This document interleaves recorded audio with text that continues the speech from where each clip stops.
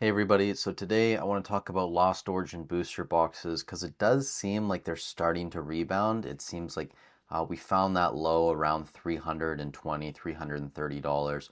And if you guys remember, we'll have to go back a couple months or a couple weeks rather. Back February 8th, we did have sales as low as $315 and $320 on TCG Player. And now most recent sales are going in that 370-ish range again. You have a couple at 360, one closer to 380, 355, but for the most part, most recent sales are closer to 370. And if you go on eBay, it's the same situation there. There's one box at 515 Canadian, but then it jumps up to 535 essentially Canadian, which when you do the conversion is about $378 USD. So even on the open market, it is very difficult to find boxes cheaper than that, at least in Canada. Again, you guys in the States, like you have these boxes that convert probably a bit cheaper, and with shipping costs for you guys, it might be a bit less on eBay still for you. But up here in Canada, we're already back to about $375, $380 USD on a box. And I imagine you guys in the States and other parts of the world will be back there on third-party sites very soon. And yeah, I mean, lots of the cards are doing well. Also, when you look at the list of the top 24-ish cards, the first page on TCG Player, there has definitely been a lot of movement and changes to this list over the past like 8 to 10 months. Lots of cards have risen in the rankings. Obviously, the top ones haven't. Giratina is still the top dog, closing in on $700, well past its May, June high of almost $500. And most recent sales from yesterday, a couple days ago actually, 360 or 672, 671, 33, 731, and then $639. So those are the most recent sales, probably coming down a tiny bit. The Aerodactyl still not at its May June high of around $140. You do have a couple sales that have broken through that though. For example, a light played one sold on the 15th for $167.40. You also had one sell at $159.99 and one at $172.95, almost $173. So it's probably somewhere in that 130-ish range if you have to average it out, pretty close to what TCG Player is looking at. Again, I actually really love this card. I think it's great.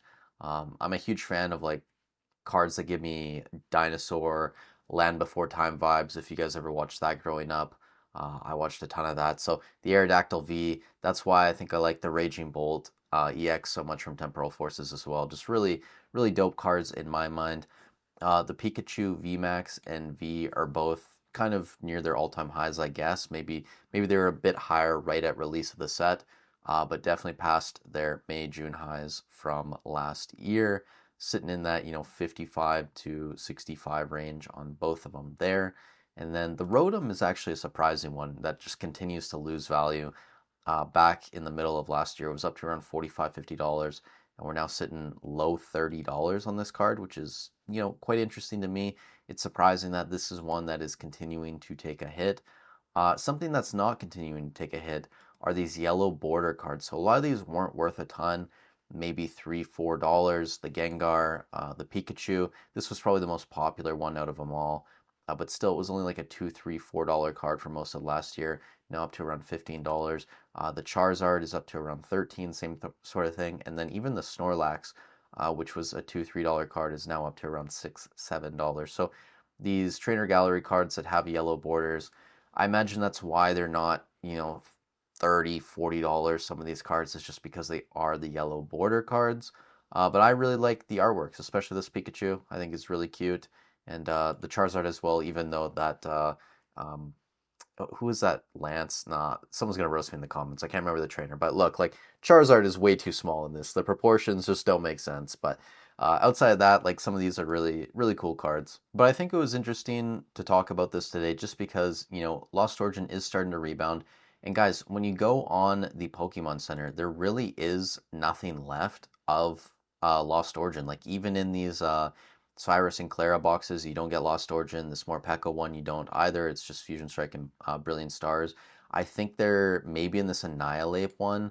Let's see, there's like one Lost Origin pack, And then I think maybe in something else like the Cyclizar ones, I think you're supposed to get a Lost Origin pack as well. But again, these might be reprinted with different packs inside. But outside that, like there really is no more Lost Origin on the Pokemon Center. You guys had your chance over the past couple months to pick up as much Lost Origin as possible. Even like 2, 3 weeks ago, I said to buy those Hisuian Electrode V boxes.